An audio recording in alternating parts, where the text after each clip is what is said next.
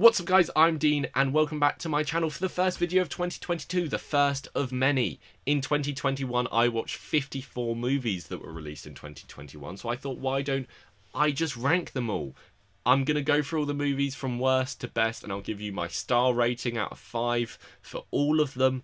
Please like, please comment, please subscribe. Please comment what your favourite movie of 2021 is down below. Let's just jump into it. In last place, with half a star, is Space Jam: A New Legacy. One of the worst movies I've ever seen in my life. Stuff like Lego Movie does fun things with using other IPs. This just sucks all the fun out of it and just makes it a mindless, dumb, nothing movie that was just no good for me. The basketball game wasn't even a basketball game. The Looney Tunes characters don't act like Looney Tunes characters. LeBron James can't really act, and there's a line in the movie where he goes, why would anyone want to make this movie? And that's what I was thinking, yeah, why would anyone want to watch this movie or make this movie? It's not good. I had no fun with it. And, you know, it just, there was nothing there. It was just, hey, look, you remember this thing, don't you, you idiot? You like this, don't you? I had a whole rant about this in my movie diary when I spoke about it. They're like, hey, remember this? Well, yeah, suck it up. It's here again. And that's it. They don't do anything exciting with any of the IPs, and there's no clever references or intelligent humour. It's all stupid and dumb. In 53rd place, our first one-star movie, we have Hes All That. Addison Rae's Netflix movie that was also no good. Oh, okay. I just no good. I did a podcast episode about this. If you want to go check that out, please do. Where me and my co-host Harlan try and improve the movie, and I think we did a pretty good job. Go up there if you want to check that out. That's the wrong corner. I think it's that corner, but you know, go up there and go check that out. It was unfunny. It was weird. It didn't even improve it. There's so much product placement, and the performances were bad, and he was an attractive man before he was He's All Thatted. Just none of it worked. In 52nd place, another Netflix movie, we have Death to 2021. Death to 2020 was Netflix's recap thing of the year, which is part documentary, part satirical comedy, and just part garbage. And Death to 2021 is not better. It's shorter. So in that element, it is definitely better. I just hate both of them. Death to 2021, just it's so surface level, and the satire is just so obvious and painful and not funny that I just had no fun with it here at all. Netflix, you've had 2 movies in a row. Up your game. In 51st place, with 1.5 stars, another Netflix movie again, Thunder Force. It wasn't very funny for a comedy. The jokes weren't really there. It was nothing to do with the performances or anything here. The one problem was just the awful writing. And apart from that, I'm going to be completely honest, I don't remember this movie super well because it was also very forgettable. In 50th place with 1.5 stars, another Netflix movie, Red Notice. This might be, you know, controversial for some people, but I'm just tired of Ryan Reynolds and Dwayne Johnson's shtick. They play the same character and everything. I don't find Ryan Reynolds that funny most of the time, and Dwayne Johnson isn't charismatic or a strong action lead in most of his movies. And this movie really goes to prove that, because I did not have fun watching either of them. And as much as it pains me to say it, Gal Gadot is like a charisma vacuum in this movie, just sucking the life out of every scene she's in. It's just, that doesn't work, and the performances are bad, and the twists, there's a big twist at the end of the movie that makes no sense. Could we please start talking about good movies? Our first superhero movie of the list, in 49th place with 1.5 stars, we have Injustice. I'm not a fan of the evil Superman shtick. This is the second time I've said shtick now. But I'm not a fan of it. And that's why I've never had a fondness for the story of Injustice. But I've always liked it to an extent because it has interesting character moments and cool questions about morality and really awesome moments of spectacle. But because this movie is so short, it's so brief, and it tries to tell the entire Injustice story, it just breezes through these really cool moments of spectacle, these really interesting questions on morality, and all the cool character moments are just skipped over just to go, scene, scene, scene. Look, we're doing Injustice, we've done it. Didn't work for me, if I'm being brutally honest. Not a fan. In 48th place with 2 stars, we've got Bad Trip. This was kind of like Borat with, you know, the comedy taking place in the real world and like real people's reactions to actors. But Borat is a level of satire, and there's a level of intelligence behind all the humour there. I like Borat. Here, there is none of that. It's just dumb joke after dumb joke, and people stand there going, oh, I just found it cringy. I just didn't like it. I know I'm complaining a lot, but that's what happens when you rank movies and you talk about all the bad movies first. Just did not work for me. I'm being completely honest. Not a fan. In 47th, with 2 stars, we have Zack Snyder's Army of the Dead. It was a weird zombie movie for me. Like, okay, if we're talking about a heist movie, I know it's like it's a cliche to do like a montage of recruiting the team, but you know, I would have rathered that when in this movie they have like 45 minutes, 50 minutes spent recruiting a team of boring people that I don't care about apart from the safecracker. And there's weird cinematography, like super weird camera focusing here, and the opening is the best part of the movie without a doubt, and then on zombie stuff is pretty uninteresting. They try to give us this idea of intelligent zombies, but I don't think it's ever fully explored, and the twists don't make sense, and the characters aren't interesting, and Dave Bautista does a good performance, but overall I'm not sold on any of this.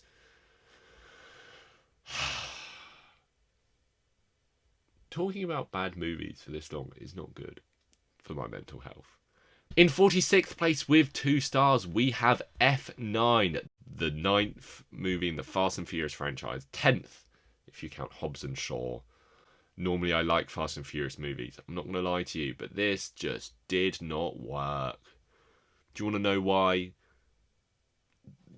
One of my least favourite actors in the world, probably second least favourite, is like Vin Diesel, mostly because of this movie. Because he just shows no emotions and he just stands there stoic the entire time. It's in the trailer, so this isn't a spoiler, but there's a moment where his friend Han comes back from the dead and he meets him again. There's a moment where he sees his long lost brother. There's a moment where he thinks a close friend has died. In all 3 of these moments he just shows exactly the same amount of emotion, which is none. The action isn't as interesting as you'd hoped. The plot is quite contrived, and just there's not much fun or interesting stuff happening. 2 stars? Yeah, that's what it deserves. Okay. In 45th place, our first 2.5 star movie, we have Jungle Cruise. I think it's funny. I think Dwayne Johnson does a good job as this character. I think Emily Blunt does a good job. I think Jack Whitehall does a good job. But as far as bland movies go, I think this is the most bland movie in the history of the world. And that's not me saying I don't like this movie. I'm just saying it's forgettable and bland and nothing we haven't seen before in literally any other movie ever. They say they built the biggest movie set ever for this movie, and you can't really see it because it kind of just feels CGI jungle throughout the entire thing. And like I said, it's a bland movie and very forgettable, so I don't have much more to say beyond that. I'm happy Jack Whitehall's character was almost properly a gay character. You know, they kind of said it.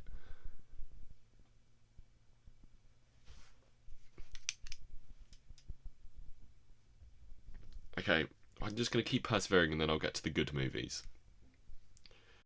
In 44th place with 2.5 stars, we have Yes Day. I don't really remember this movie. I think it was fun. I think it was kind of aimless. And I think the characters worked well for the most part. You know, there was just nothing special there, and that's why I don't have a lot to say. In 43rd place with 2.5 stars, we have Peter Rabbit 2, The Runaway. This was the first movie of 2021 I watched in the cinema when cinemas reopened, and it's not a bad movie. I like Domhnall Gleeson. I like him a lot, and I think he does a good job here. I think the CGI is cool. I think the Peter Rabbit movies are kind of like the Waluigi well, let's say the Wario to the Mario that is the Paddington movies. Like, these movies are on different planes of existence because Paddington is sincere and earnest and honest and funny, when these movies kind of manufactured and like a lot of the jokes don't land and just not as earnest. I want earnestness in these kind of movies, and this is not what this movie has, but it's not bad. The first one's definitely better. It ends with a big dumb action scene, which I'm not a massive fan of either. In 42nd place, our last 2.5-star movie, we have House of Gucci. Earlier on, I said my second least favourite actor is Vin Diesel. Jared Leto is without a doubt my... Just I don't like Jared Leto, and this movie, he's laugh out loud funny in this movie, and he's not trying to be. Or is he? I don't know, but his Italian accent was no good at all. Oh, okay, the outfits were good. The performances were great from Adam Driver and Lady Gaga and Al Pacino. They were all amazing and they all looked great and all that. The cinematography was really interesting. Just my issue with the movie is I don't understand it. Like, which character am I supposed to root for? Who is the main character? What is the narrative thrust of the movie? When it gets to the end, the ending happens and you're like, what was the point in this entire movie? Is there a message? Did any character have any character arcs? Not massively, no. I liked this movie. I just didn't love it. Jared Leto, you were terrible though. Seriously, man. Just sort out your life. With 3 stars, in 41st place, we have Mortal Kombat. I do not know anything about Mortal Kombat. I hadn't seen any of the other Mortal Kombat movies or played any of the games, but this movie was just dumb fun. It was super dumb, and it was super fun, and there were cool action scenes, and the characters were stupid and just completely not even characters. I can't even think of the main character's name now because he was that bland and boring, but just it was fun. It was fun. The Australian guy was funny. The action was cool. That's all I've got to say. What else do you want me to say about this movie? Because I just said it all. I don't know why I came out that aggressive. Actually, if we're talking about this, I have done a review on this. I think it was like my first ever YouTube video. So up there is my review for Mortal Kombat. If you want to go check out what my first YouTube video was like and see how much I haven't improved. Speaking of improving though, let's move up the list. With 3 stars, in 40th place, we have Hitman's Wife's Bodyguard. I think I prefer this to the first one because it was just more wacky and more dumb and more funny. You know, I think you kind of just have to accept that. You know, I said I'm tired of Ryan Reynolds' shtick. I think it worked here because he's more of a, oh, I don't want to do this.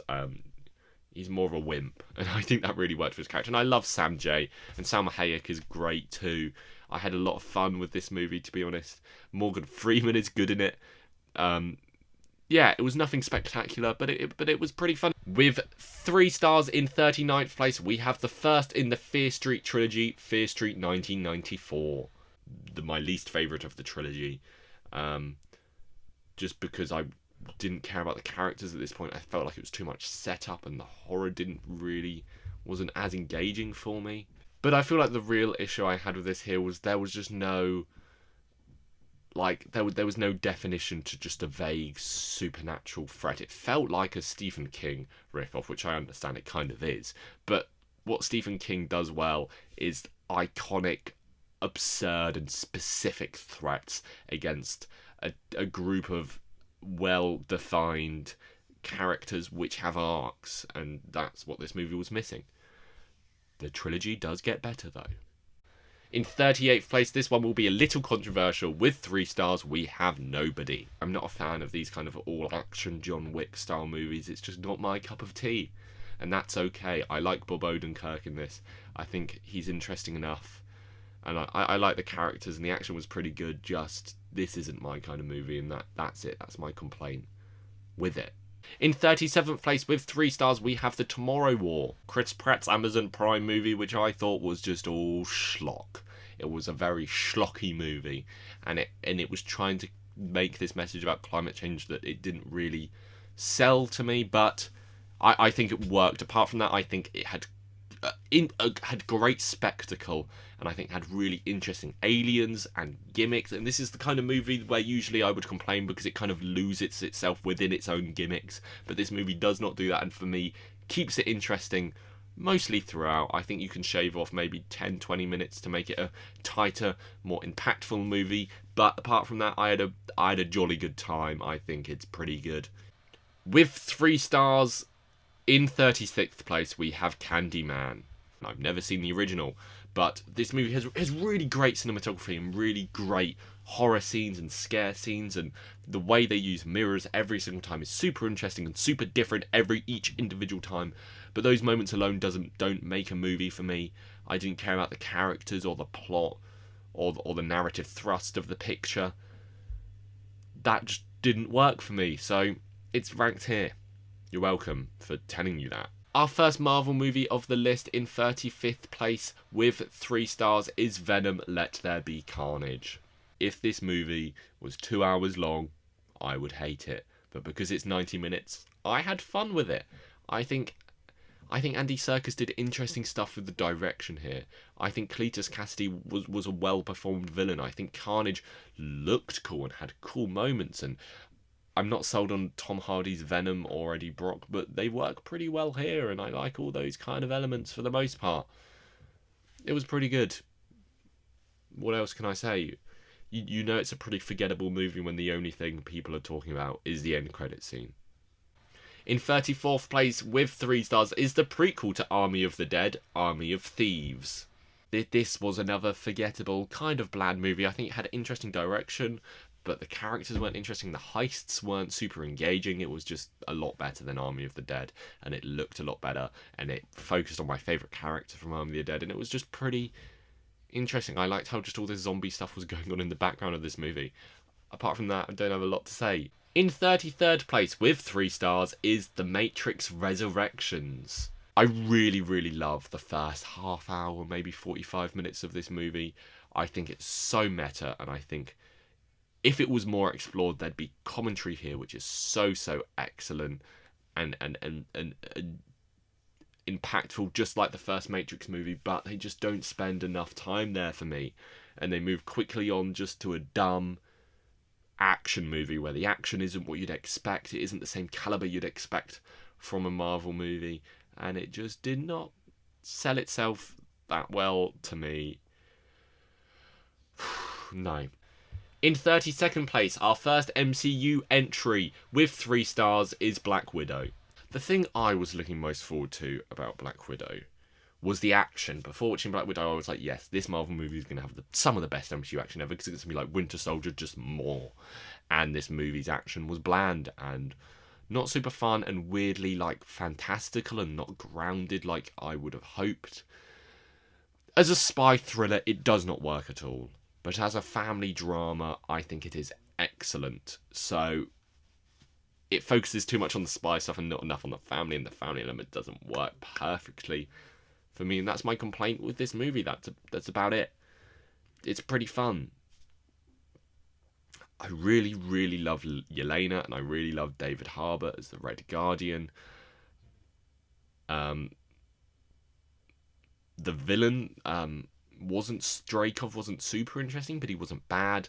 I didn't mind the Taskmaster twist like a lot of people seem to. It was a very middle of the road Marvel movie for me. I'll just put it like that. This one I feel like is going to be controversial. In 31st place with 3 stars, we have Free Guy. That was a lot of 3s.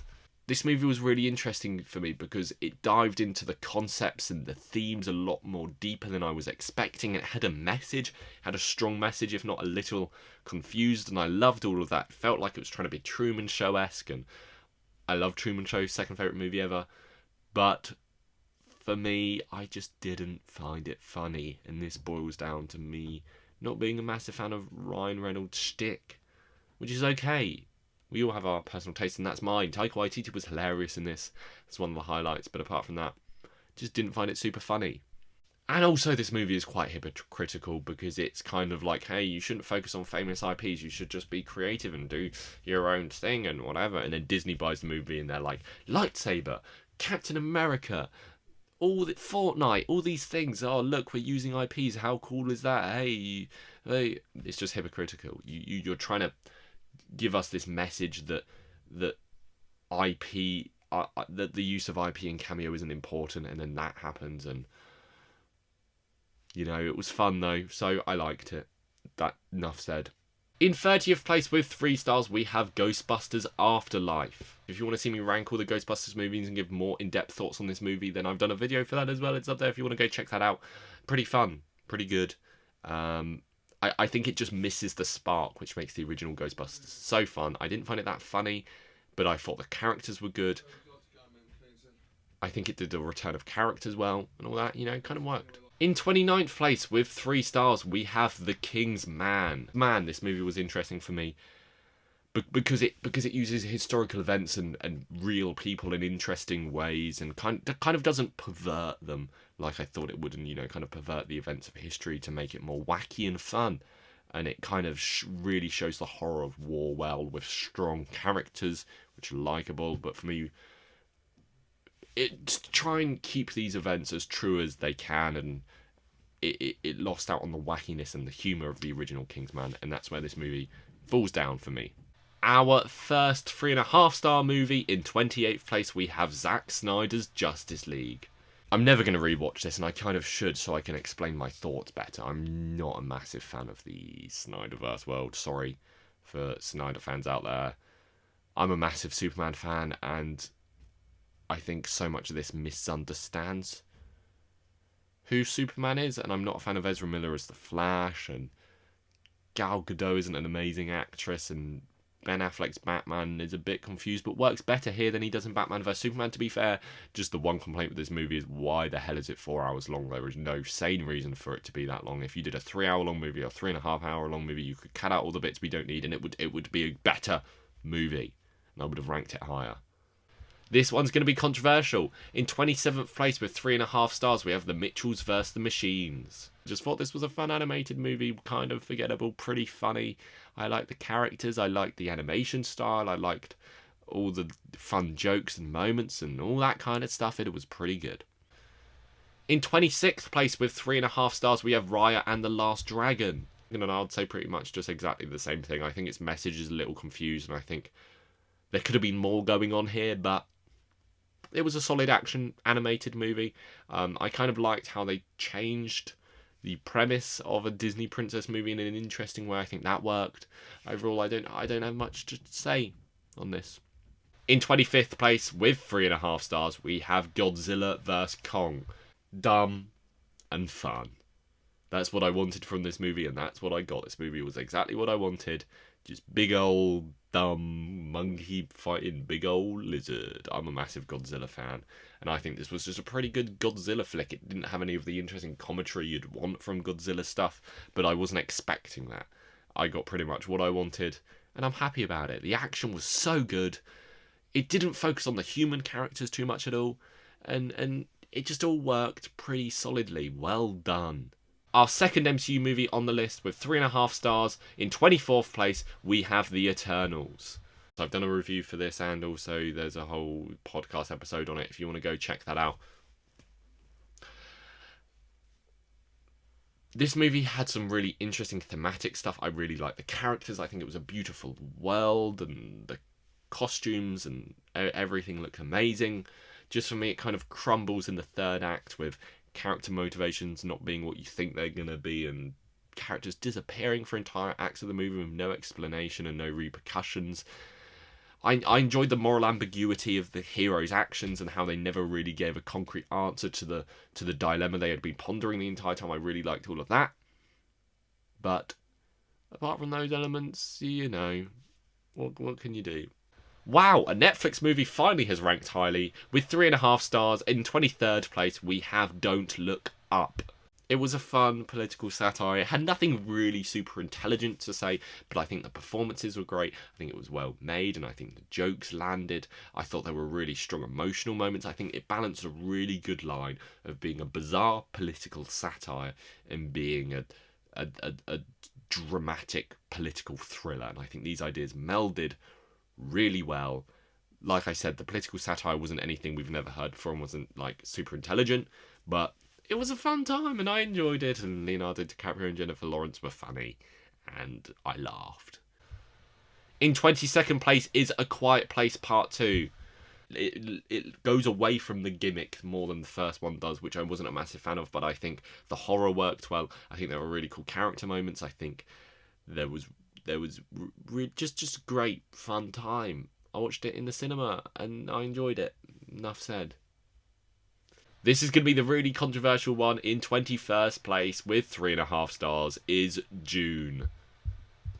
A beautiful movie, a well-acted movie filled with beautiful people. I've got a full review for it up there, and we talked about it on my podcast as well. You guys know the drill. But a lot of it just didn't land for me. Just because the ending came out of nowhere. Wow, it is bright. The ending came out of nowhere, and there was no 3-act structure which was particularly strong, and characters just disappeared, and the pacing was unsatisfying, and that's my complaints with the movie, but I still think it was a good movie. It's the last 3.5 star movie on this list. Let's move on to the 4-star movies. In 20th place is the finale of the Fear Street trilogy, Fear Street 1666. I think it delivered it delivered on its promises well, and I think it had a very good twist to cap off the trilogy. If you're a fan of horror, I would recommend this trilogy because it is Stephen King-esque, and I think those elements kind of worked, and I liked the characters and I liked the performances. I think it worked well to wrap up this story in a satisfying way. I think where it does falter a bit is because there are two narratives here, one of 1666 and one of 1990, whatever the year I said earlier on was, and I think there's a bit where they kind of clash and the blending isn't great, but apart from that, A+ stuff, if you ask me. In 19th place is the second movie in the Fear Street trilogy, Fear Street 1978 with 4 stars. I think this just did a perfect job at telling a singular, satisfying horror story. I think there were really good moments of horror. I think these characters were so well defined and they worked so well. Overall, I think this is the highest ranked horror movie of the year, but I don't watch a lot of horror, so there you go. It's not the highest ranked horror movie of the year, but it's second highest. I'm just going through my list now, which is here. If you see me looking over here, that's what I'm doing.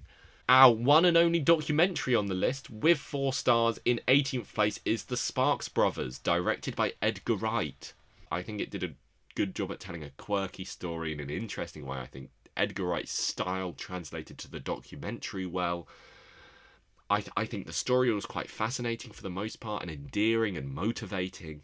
And I like music technology. If you don't know this is a documentary about the Sparks, which is brothers, and a band. And I really like music technology, and I think they explored that in an interesting way.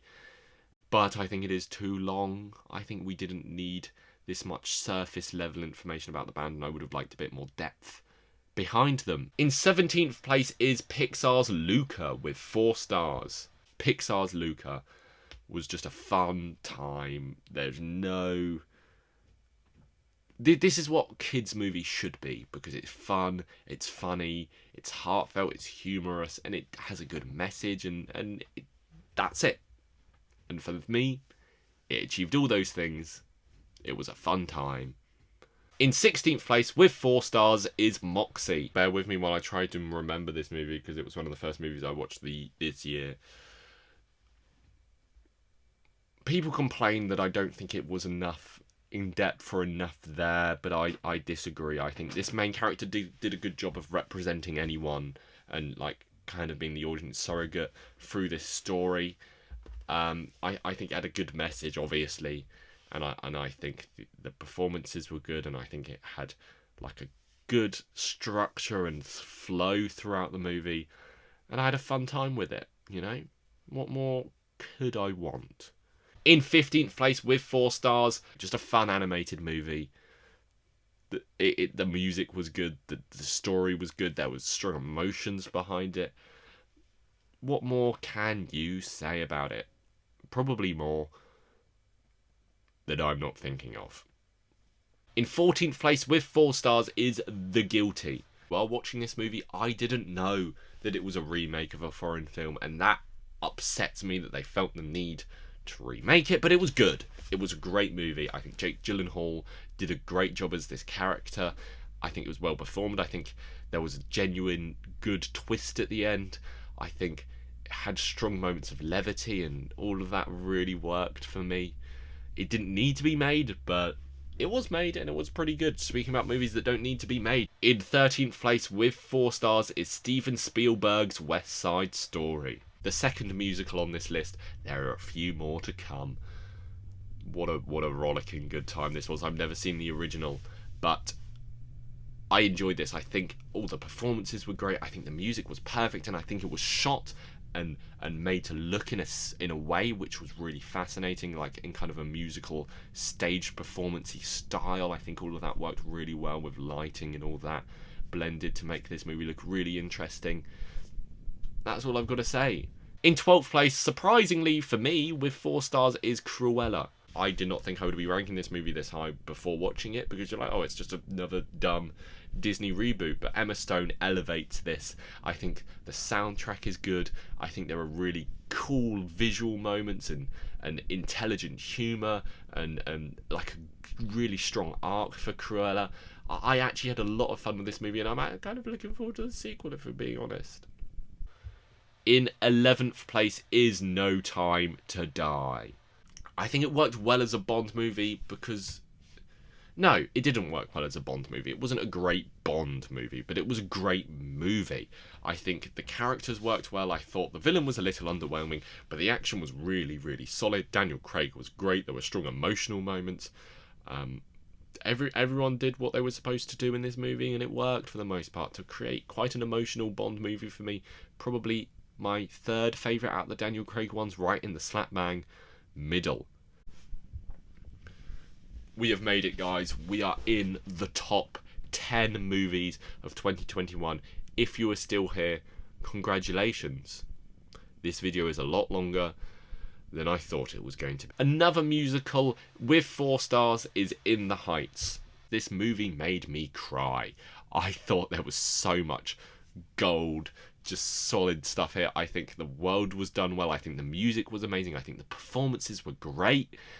And there were some really, really strong character moments and some really, really just, great moments overall. What a fun time this was. And that brings us to the end of the 4-star movies. In 9th place, we have our first 4.5-star movie, James Gunn's The Suicide Squad. I have a review for this movie and I have a podcast episode. James Gunn bloody did it again with another cracking, amazing superhero movie. The Suicide Squad is so good. Each character is so fascinating on the main team. They all have strong arcs, they're all funny, and they all have motivations that you understand, and some of the deaths are shocking and they come out of nowhere, and they all feel so dispensable, like they should in a Suicide Squad movie. Starro was just a fun, wacky villain. I just loved the first team getting killed off so quickly. Just the gore was so well done, and it was so funny. Just the action was pretty solid. All of that just worked perfectly for me. Rest in peace, Captain Boomerang. Another MCU movie with 4.5 stars. In 8th place, we have Shang-Chi and the Legend of the Ten Rings. One of my favourite MCU movies ever now, just because the action in this is so phenomenal. Better than any Marvel movie by far. The bus scene was, the characters are so well written and performed, and the movie was funny, and Wenwu was a perfect villain, and the music was great. I'm in a much better mood now than I was at the start of this video when I had to talk about bad movies for so long. All of this was perfect for me. It wasn't perfect, obviously, I have complaints, but Wong is in the movie. If Wong's in the movie, it's going to be great. In 7th place, we have King Richard with 4.5 stars. Will Smith was great in this, telling us a story of a complicated character who I'm not sure whether to like or dislike for most of the movie. I think this character is really well performed, like I said, and I think just the cinematography has some really interesting moments, and I think there are some cool shots, and I think it just addresses what this character has done in really interesting ways while being inspiring and questionable all at the same time. I had a lot of fun with this. I think it was emotional, and I think it had some great character moments. Overall, I was a big fan. In 6th place with 4.5 stars is Edgar Wright's Last Night in Soho. I'm a massive Edgar Wright fan, I'm sure you all know that. But this movie was a good movie for him. It was an average movie for him, I think. If we're talking about Edgar Wright movies, because I love all his movies. I'm just rambling now. I think there were strong horror moments that worked well. It was more of a thriller than a horror, but I think it had thrilling moments that were excellent.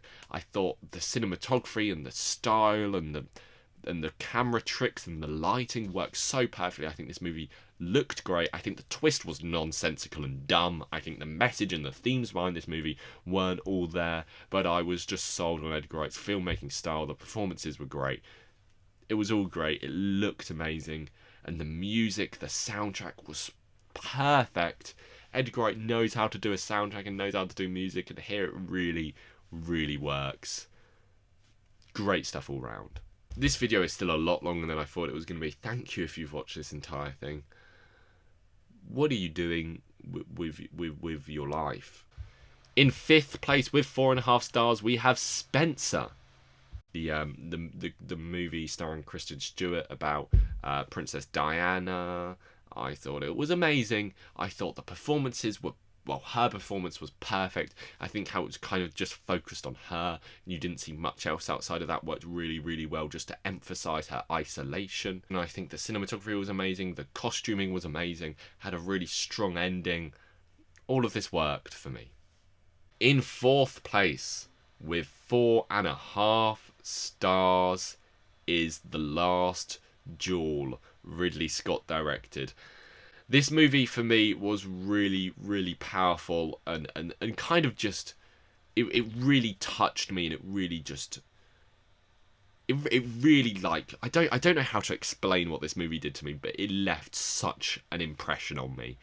It was not a fun watch at all. It was harrowing. That's a word I would use for this movie. It's absolutely harrowing. It tells the story in 3 parts in a way which I think I would usually tire of and find annoying, but here it stayed fresh and fun. Not fun.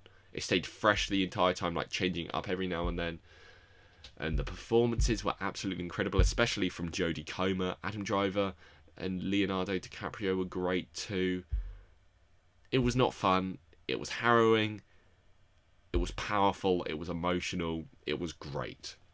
In 3rd place, our first movie with 5 stars is Spider-Man No Way Home. I've done a review for this. I've done a podcast episode for this. All that kind of stuff.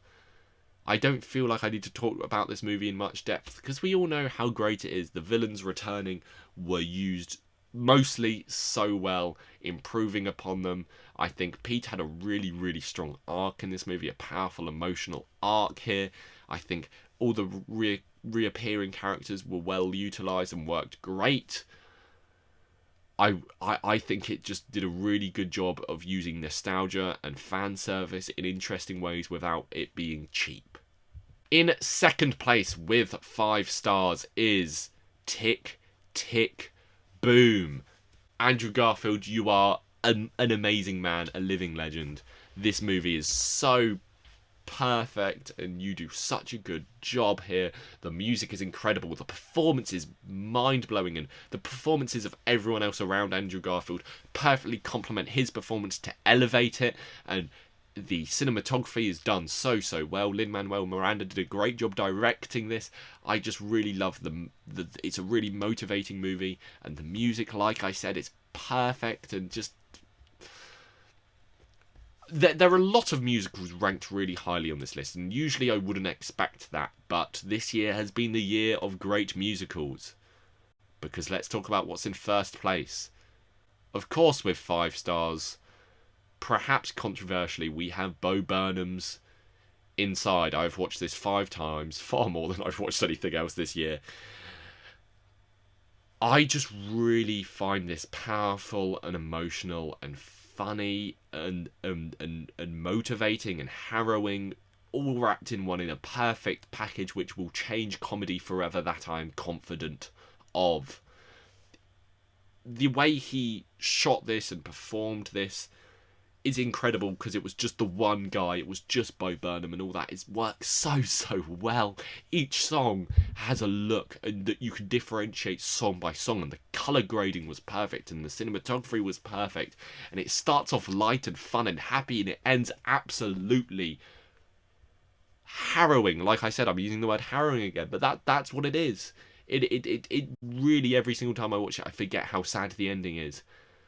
And I just think Bo Burnham really has changed the game for comedy forever.